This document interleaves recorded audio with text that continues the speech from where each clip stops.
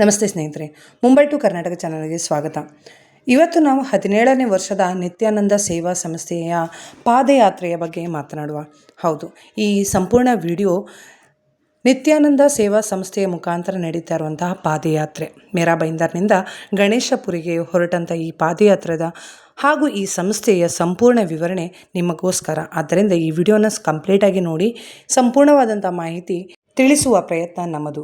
Subscribe ಮಾಡ್ಕೊಂಡು ನೋಡೋದ್ರಿಂದ ನಮ್ಮ ಚಾನಲ್ನ ಎಲ್ಲ ವಿಡಿಯೋಗಳು ನಿಮಗೆ ನೇರವಾಗಿ ಸಿಗುತ್ತದೆ. ಮುಂಬೈ ಟು ಕರ್ನಾಟಕ ಚಾನಲ್ನ ಸಬ್ಸ್ಕ್ರೈಬ್ ಮಾಡ್ಕೊಳ್ಳಿ, ಹಾಗೆ ಬೆಲ್ ಬಟನ್ನ ಪ್ರೆಸ್ ಮಾಡಿ. ನಮ್ಮ ಚಾನಲ್ನ ಎಲ್ಲ ವಿಡಿಯೋಗಳು ನಿಮಗೆ ನೇರವಾಗಿ ಸಿಗುತ್ತದೆ. ವಿಷ್ಣು ಶಶಿವರ್ಣಂ ಚತುರ್ಭುಜಂ ಪ್ರಸನ್ನವದನಂ ಧ್ಯಾಯೇ ಸರ್ವವಿಘ್ನೋಪಶಾಂತಯೇ ಗಜಾನನಂ ಭೂತಗಣಾಧಿಸೇವಿತಂ ಕಪಿತ್ತಜಂಬೋ ಫಲಸಾರಭಕ್ಷಿತಂ ಉಮಾಸುತಂ ಶೋಕವಿನಾಶಕಾರಣಂ ನಮೋ ವಿಘ್ನೇಶ್ವರ ಪಾದಪಂಕಜಂ ಅಗಜಾನನ ಪದ್ಮಾರ್ಕಂ ಗಜಾನನ ಮಹರ್ನಿಂ ಅನೇಕದಂತಂ ಭಕ್ತನಾಮೇಕದಂತಮುಪಾಸ್ಮೆ ಪ್ರಣಮ್ಯ ಶಿರಸಾ ದೇವಂ ಗೌರಿಪುತ್ರ ವಿನಾಯಕಂ ಭಕ್ತವಾಸಂ ಸ್ಮರೇ ನಿತ್ಯಮಾಯಾರ್ಕಮಾರ್ಥ ಸಿದ್ಧಯೇ ವಕ್ರತುಂಡ ಮಹಾಕಾಯ ಕೋಟಿ ಸೂರ್ಯ ಸಮಪ್ರಭಾ ನಿರ್ವಿಘ್ನಂ ಕುರು ಮೇ ದೇವ ಸರ್ವಕಾರ್ಯೇಷು ಸರ್ವದಾ ಗುರಂ ಗಣಪಿತಂ ದುರ್ಗವಟುಕಂ ಶಿವಮಾಮಚ್ಯುತಂ ಬ್ರಾಹ್ಮಣಂ ಗಿರಿಜಂ ವಂದಿಂ ವಾಣಿಂ ಲಕ್ಷ್ಮೀಂ ವಿಭೂತಯೇ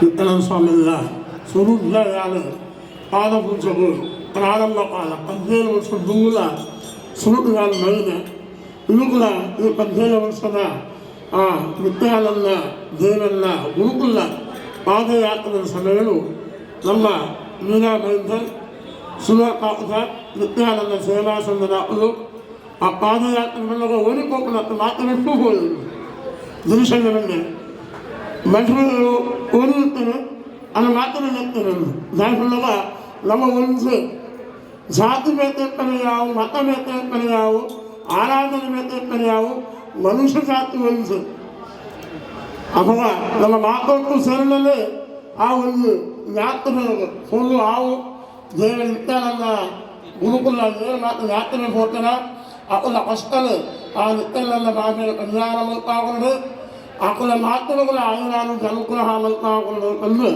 ನಮ್ಮ ಈ ಜಾಗದಲ್ಲಿ ಆಯ್ದ ಅತ್ತೆ ದುರ್ಗಾಪರಮೇಶ್ವರ ಸಮೇತ ಆರಾಧನೆ ಮೂರ್ತಿ ಆಯ್ದ ನಿತ್ಯಾನಂದ ಸ್ವಾಮಿ ಅವರ ಮಾತುಗಳು ಎಂಟ್ರೆ ಮಲ್ಕೊಂಡು ಸರ್ವಜಲ ಸುತ್ತಲೂ ಬರುವುದು ನಾನು ಆತೆ ಬರುತ್ತೆ ಮಾತನ್ನ ಎಂಟ್ರೆಯವನು ಮಾತನ್ನ ಬೊಲೆಯವನು ಮಾತನ್ನುಗಳ ಆರೋಗ್ಯಗಳು ಮಲ್ಲ ಸಂಪತ್ತ ಆರೋಗ್ಯ ದುಡ್ಡು ಮನುಷ್ಯನ ಎತ್ತಬೇಕು ಅಲ್ಲ ಇತರ ಪರಿಸ್ಥಿತಿ ಆರೋಗ್ಯವೇ ಭಾರಿ ಹಾಳುಂಟು ದೇವರ ಯುದ್ಧ ರಕನ್ನು ಮಾತುಗಳ ಆರೋಗ್ಯ ಬಂದು ನೆಮ್ಮದಿಗೊಂಡು ಮುರಾಲು ಹಿಡ್ಕೊಂಡು ಪಾಪ ಬೆಳೆದುಳ್ಳು ಆರು ಕಲ್ಪು ಬೆಟ್ರೆ ಕ್ಯಾನ್ಸರ್ ಉಂಡಾಳು ಯಾಕಂದ್ರೆ ಅವನು ಎಪ್ಪಲ್ಲ ಕಲೋಡ್ಸು ಭಕ್ತರನ್ನು ಹೋಗೋದು ಎಪ್ಪ ಏರೋಗೂ ಹಿಂಸೆ ಮಕ್ಕಳು ಕಂಡ್ರೆ ಆಗುದು ಅಲ್ಲ ಕ್ಯಾನ್ಸರ್ ಮಕ್ಕಳು ಹೋಗೋದು ಏರೋಗಲೇ ಬಂದೆ ಬಂದು ಮಾತುಗಳ ದೇವರು ಆರೋಗ್ಯವನ್ನು ನಿತ್ಯಾನಂದ ಬಾಬೆ ಮಾತಲ್ಲೇ ಎಂಟೆ ಮಲ್ಕೊಂಡು ಕಂಡು ಆ ನಿತ್ಯಾನಂದ ಬಾಬೆಯ ಸಲ್ಲಾರಂದು ಎಲ್ಲರಿಗೂ ಪಾತ್ರ ಅರ್ಪಣೆ ಮಾಡಿದ್ರೆ ಜೈ ನಿತ್ಯಾನಂದ.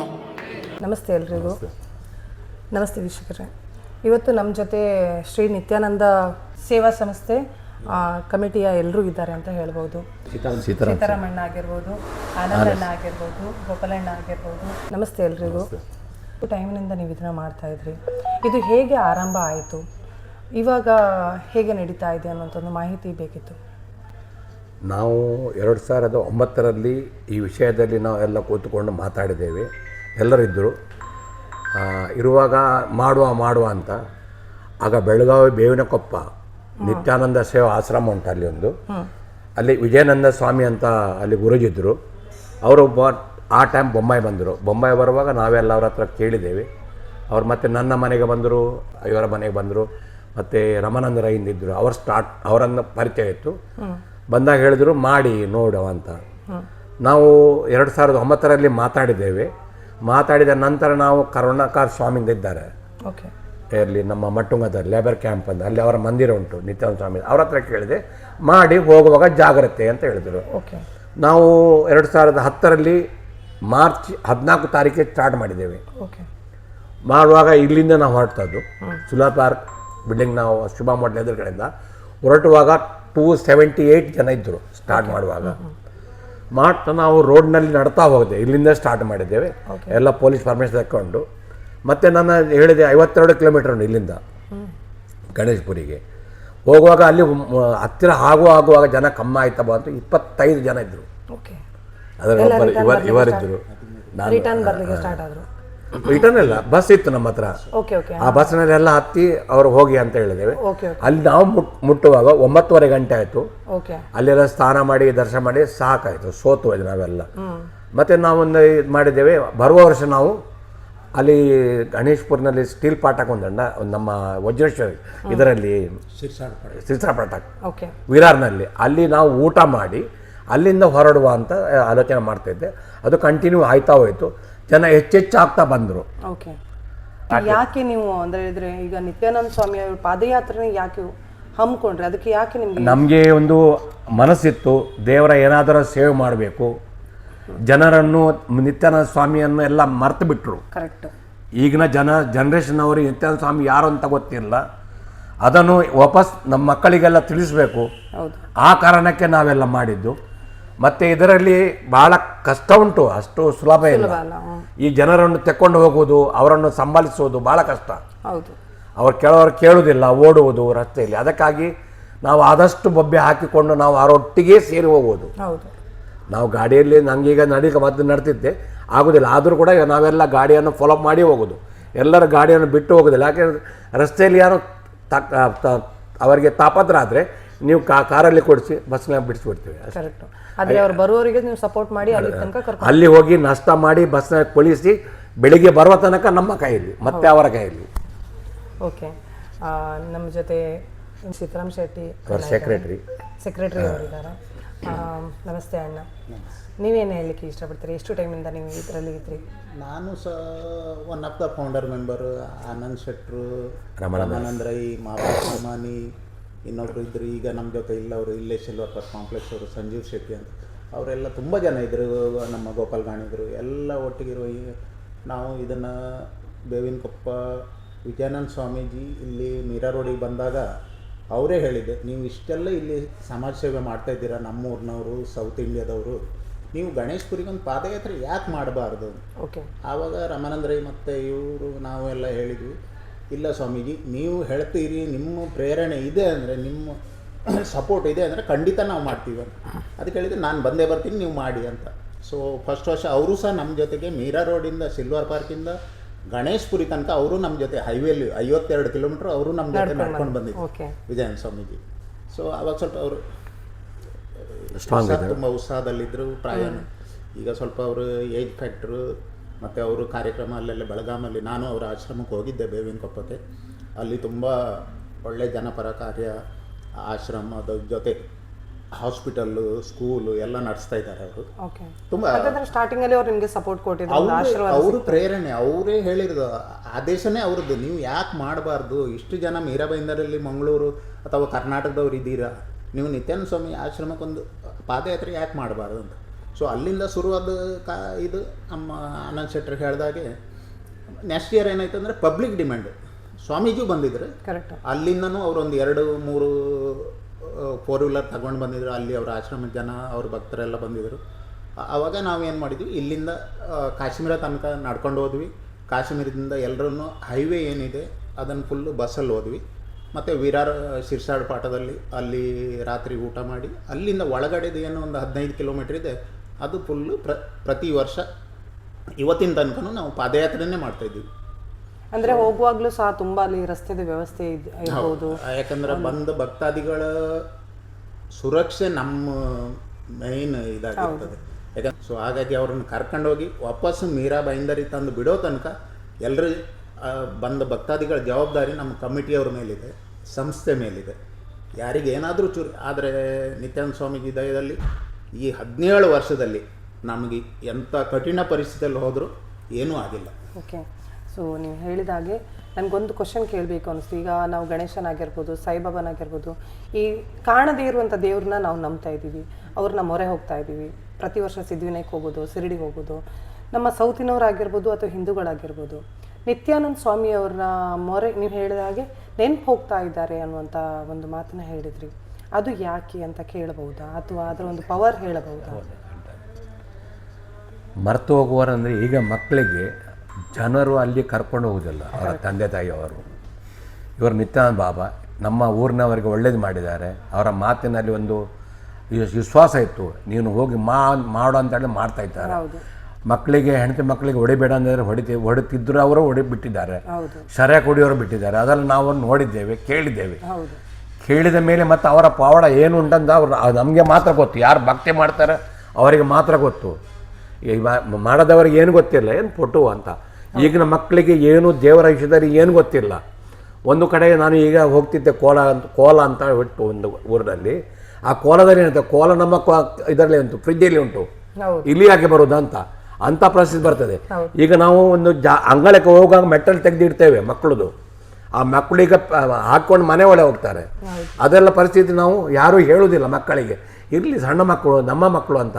ಅದು ಇರಬಾರ್ದು, ಎಲ್ಲರಿಗೂ ಹೇಳಲೇಬೇಕು. ದೇವರನ್ನು ಕಾಣೋದಿಲ್ಲ ಅಲ್ಲ, ಕಾಣುತ್ತಾರೆ. ನಮಗೆ ತಾಗಿದ್ರೆ ನಾವು ಓ ಅಪ್ಪ, ಓ ದೇವ ಅಂತ ಕರೆಯೋದು, ಇದ್ದಾರಂತ ಕರೆಯೋದಲ್ಲ. ನಾವು ಬೇರೆಯವರ ಹೆಸರು ಯಾಕೆ ಕರೆದಿಲ್ಲ? ಈಗ ಗಾಣಿಗರ ಹೆಸರು ಕರೆದಿಲ್ಲ, ಶಿವರಾಮನ ಹೆಸರು ಕರೆದಿಲ್ಲ, ದೇವರನ್ನೇ ಕರೆಯೋದು, ತಾಯಿಯನ್ನೇ ಕರೆಯೋದು, ಹೌದಲ್ವಾ? ಆ ರೀತಿ ನಾವು ಅದಕ್ಕೆ ಮಕ್ಕಳಿಗೆ ಗೊತ್ತಾಗಬೇಕು.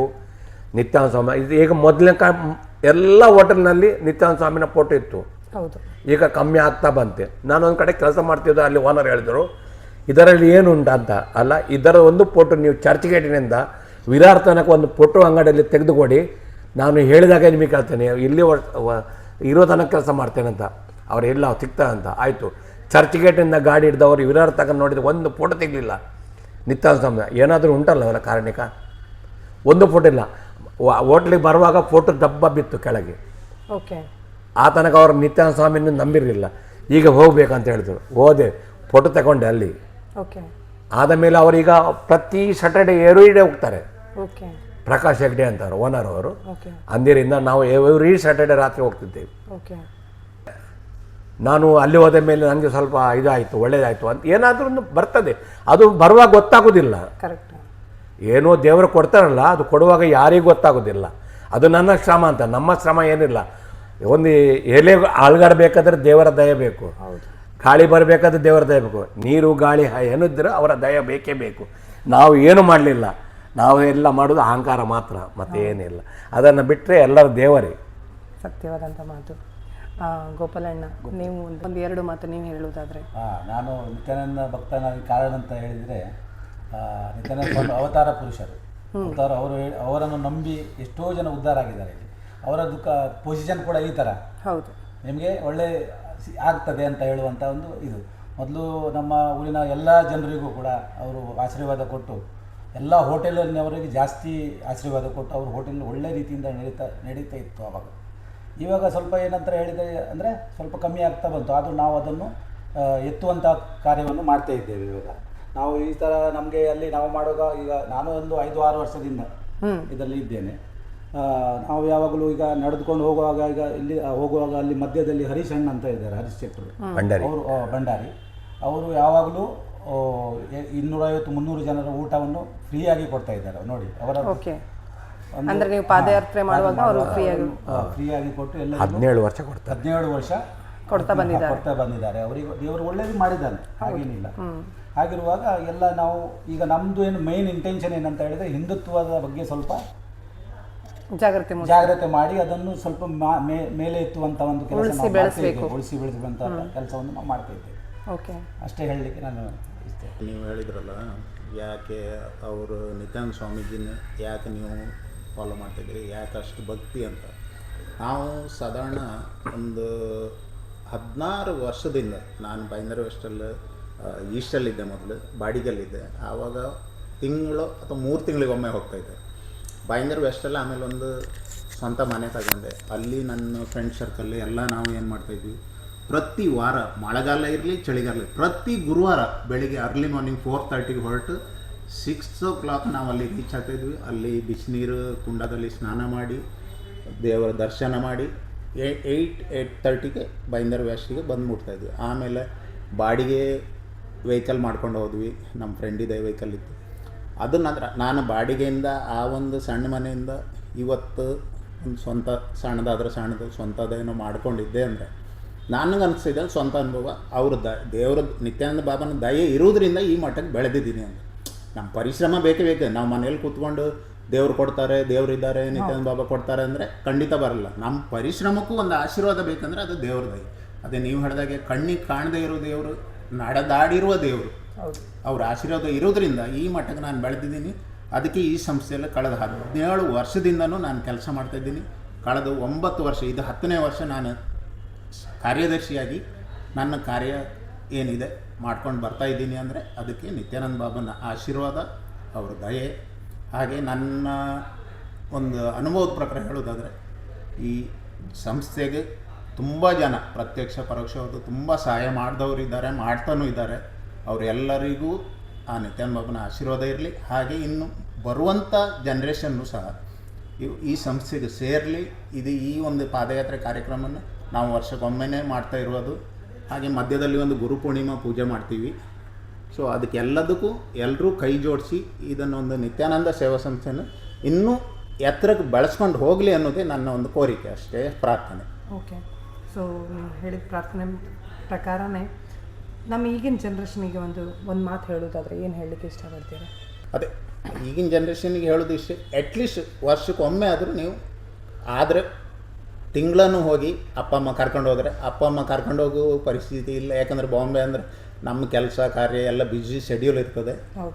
ಆಗಿಲ್ಲ, ವರ್ಷಕ್ಕೆ ಒಮ್ಮೆ ಆದರೂ ಅಟ್ಲೀಸ್ಟ್ ನಿಮಗೂ ಪರ್ಸ್ನಲಿ ಫ್ಯಾಮಿಲಿ ಜೊತೆಗೆ ಹೋಗ್ಲಿಕ್ಕೆ ಆಗಿಲ್ಲ ಅಂದರೂ ನಮ್ಮ ಪಾದಯಾತ್ರಿಗ ಜೊತೆಗಾದರೂ ಬನ್ನಿ. ನಾವು ಶನಿವಾರ ಹೊರಟು ಸಂಡೇ ಒಂದು 10 ಗಂಟೆ ರಿಟರ್ನ್ ಬರ್ತೀವಿ ನಮ್ಮ ಊರಿಗೆ, ಬೈಂದರಿಗೆ, ಮೀರಾ ರೋಡಿಗೆ.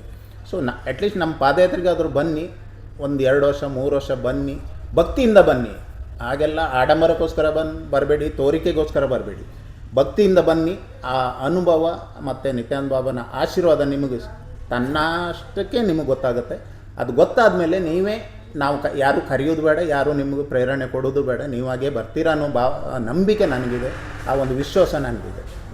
ಈಗ ಜನರಿಗೆ ಹೋಗಲಿಕ್ಕೆ ಭಂಗ ಇಲ್ಲ. ಹೌದು. ಇಲ್ಲಿಂದ ಟ್ರೈನ್ ಹಿಡಿದ್ರೆ ಹೊಸ ಪಕ್ಕದಲ್ಲಿ ಎಷ್ಟು ಡಿಪೋ ಉಂಟು, ಓಕೆ. ಅಲ್ಲಿಂದ ಡೈರೆಕ್ಟ್ ಬಸ್ ಹೋಗ್ತದೆ. 1 ಗಂಟೆ ಆಗ್ತದೆ ಮತ್ತು 1 ಗಂಟೆ ಬರಲಿಕ್ಕೆ. ಅಲ್ಲಿ ಹೋಗಿ ದರ್ಶನ ಮಾಡಿ ಬರ್ಬೋದು. ಯಾರಿಗೆ ತಿಂಗಳಿಗೊಮ್ಮೆ ಹೋಗ್ಲಿಕ್ಕಿದ್ದು ಕೂಡ ಅವ್ರಿಗೆ ಗಾಡಿ ಬೇಕು, ಬಸ್ ಬೇಕಂತಲ್ಲ. ಪಾದಯಾತ್ರೆ ಬಂದರೆ ಯಾವ ಕಷ್ಟವೂ ಇಲ್ಲ. ನಾವೆಲ್ಲ ಹಿಂದೂಗಳ ಆಗಿರುವುದರಿಂದ ಎಲ್ಲರೂ ಬಂದು ಸೇರಿದರೆ ಪಾದಯಾತ್ರೆ ಇನ್ನೂ ಎಷ್ಟು ಒಳ್ಳೆಯದಾಗ್ತದೆ ಮತ್ತು ದೇವರ ಪ್ರೀತಿಯೂ ಹೆಚ್ಚಾಗ್ತದೆ. ಒಬ್ಬೊಬ್ಬರು ಹೋಗಿದ್ದರೆ ಅಷ್ಟು ಆಗೋದಿಲ್ಲ. ಅಲ್ಲಿ ಒಬ್ಬೊಬ್ಬರ ಭಾವನೆ ಬೇರೆ ಬೇರೆ ಇರ್ತದೆ. ತಿಂಗಳಿಗೊಮ್ಮೆ ಹೋಗಬೇಕಾದ್ರೆ ಕಷ್ಟ ಇಲ್ಲ. ಹೊಸಯಿಂದ ವೆಸ್ಟಿನಲ್ಲಿ ಡಿಪ್ಪು ಉಂಟು, ಅಲ್ಲಿಂದ ಸೀದಾ ಗಣೇಶಪುರಿ ವಜ್ರೇಶ್ವರಿಗೆ ಬಸ್ ಉಂಟು. ಕರೆಕ್ಟ್. ನೀವು ಸ್ಟಾರ್ಟ್ ಮಾಡಿದಂಥ ಒಂದು ಸಮಯದಲ್ಲಿ ಹೋಗಲಿಕ್ಕೆ ವ್ಯವಸ್ಥೆ ಸಹ ಇರಲಿಲ್ಲ. ಇವಾಗ ಹೋಗಲಿಕ್ಕೆ ವ್ಯವಸ್ಥೆ ಇದೆ ಮತ್ತು ರಸ್ತೆನೂ ಸಹ ಸುರಕ್ಷಿತವಾಗಿದೆ. ಅದರಿಂದಾಗಿ ಎಲ್ಲರೂ ವರ್ಷಕ್ಕೆ ಹೋಗಿ ಬನ್ನಿ ಅನ್ನೋಂಥದ್ದು ನಿಮ್ಮ ರಿಕ್ವೆಸ್ಟು. ತುಂಬ ಹೃದಯದ ಧನ್ಯವಾದ ಎಲ್ರಿಗೂ. ಜೈ ಗುರು ನಿತ್ಯಾನಂದ.